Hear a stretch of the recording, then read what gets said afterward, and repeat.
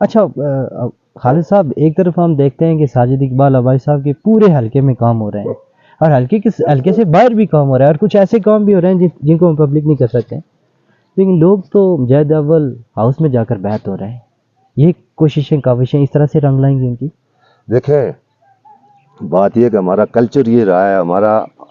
جو لیڈرشپ ہے اس کے اندر سیاسی شعور بھی موجود ہے، ان کے اندر اس حد تک بھی سیاسی شعور موجود ہے کہ وہ ڈیوائڈ اینڈ رول کی سیاست پہ آج بھی 2024 ہو گیا اس پہ بلیو کرتے ہیں کہ ان کو ووٹر کی یا حلقے کی یا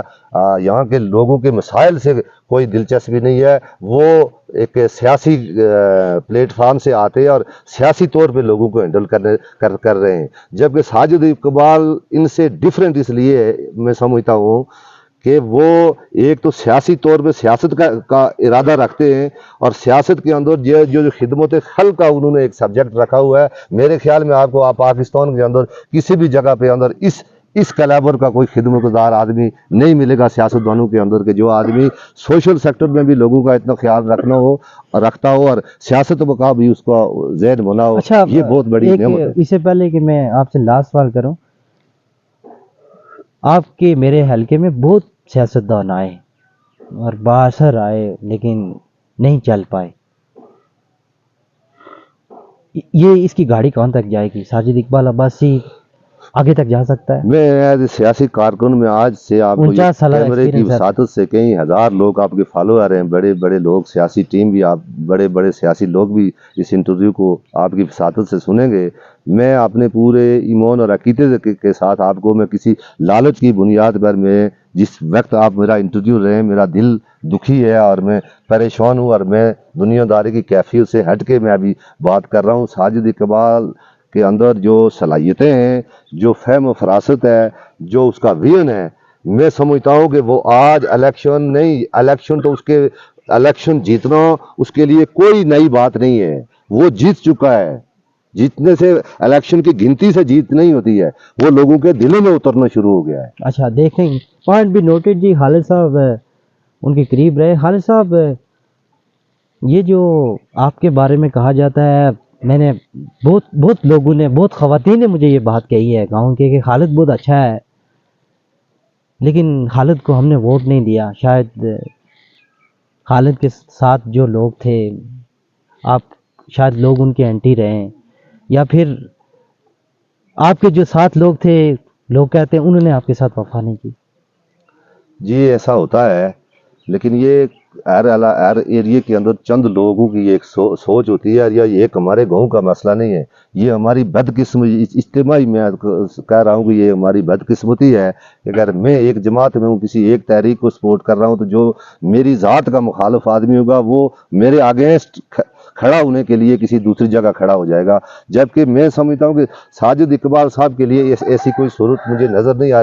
رہی ہے کہ ان کے ساتھ ایسا ہوگا، کیونکہ ان کے ساتھ لوگ مختلف جماعتوں سے، مختلف ذہن رکھنے والے لوگ سارے وہ اس بات پہ متفق ہوتے ہیں، مجھے نظر آ رہے ہیں اور ہو رہے ہیں دن بہ دن، کہ بھائی ہمیں آنے والے وقتوں میں ایسے نوجوان قیادت کی ضرورت ہے کہ ہمارے حلقے کے مسائل، لوگوں کی جو ضروریات ہیں وہ پوری ہو سکیں، اور اس پہ لوگ دن رات محنت بھی کر رہے ہیں، اور جس طریقے سے وہ لگے ہوئے ہیں مجھے پورا یقین ہے جیت ان کی ہو چکی ہے، انہیں الیکشن لڑنے کی بھی ضرورت نہیں ہے۔ باخدا وہ یہ خود کہتے بھی ہیں کہ اگر میں الیکشن نہ بھی لڑوں تو کوئی ضرورت نہیں ہے، میں ان میں جو انویسٹمنٹ کر رہا ہوں لوگوں کے اوپر فلائی، کوئی دوسرا آدمی اپوزیشن کے اوپر سارے لوگ متفق ہو جاتے ہیں، تو وہ بیسیکلی چاہ رہے ہیں کہ ہمارے لوگوں کے کام ہوں۔ انہیں الیکشن لڑنے کا یا ایم ایل اے بننے کا اس آدمی کا شوق ہوتا ہے کہ جو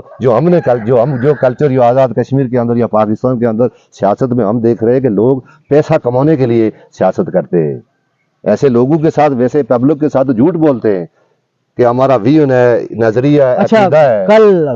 ظاہر ہے آپ تو ساجد اقبال ابائی صاحب کے ساتھ اب کھل کے، آپ کے کنبے قبیلے والے لوگ تو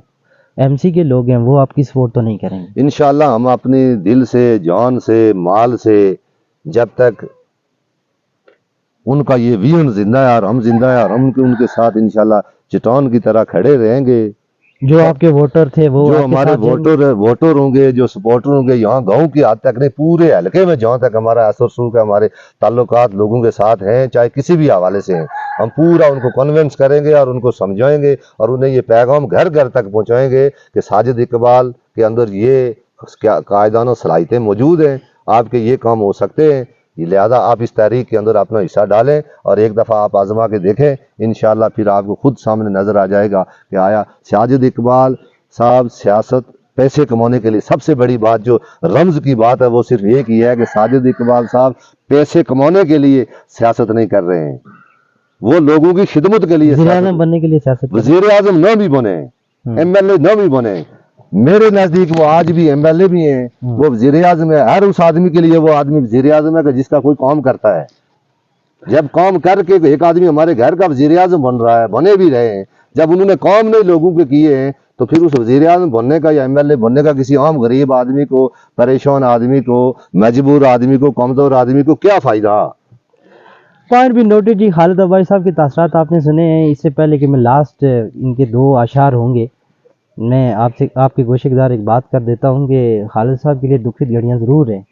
لیکن خالد صاحب جب کیمرے کے سامنے آ کر بات کرتے ہیں تو کھل کے کرتے ہیں. اس وقت کہ جو حالات ہیں، ابھی پیسے لگ رہے ہیں، ہم نے سیاسی گپ شپ کی ہے، لیکن لوگ دوسری جانب بھی جا رہے ہیں. جس کھلاڑی کے ساتھ ٹکرائے ہیں، بڑا ایکسپیرینس کھلاڑی ہے، ایکسپرٹ ہے، وہ بھی کچھ کیا کہا نہیں جا سکتا ابھی تک. لیکن ساجد اقبال عباسی میں ایک خوبی ہے کہ وہ بہت دریا دل انسان ہے اور لوگوں کی خدمت کھل کے کر رہا ہے. لوگ کہتے ہیں عبدالستار ایدھی کا بڑا نام ہے، ہم مانتے ہیں، لیکن وہ چندہ جمع کر کے لوگوں کی خدمت کرتا ہے. یہ تو کوئی ایسا شخص آیا ہے جو اپنی جیب سے پیسے لگا رہا ہے لوگوں کے لیے.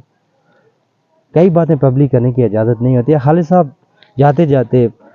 2 اشعار. صدا نہ باغی بلبل بولے تے صدا نہ موجے بہاراں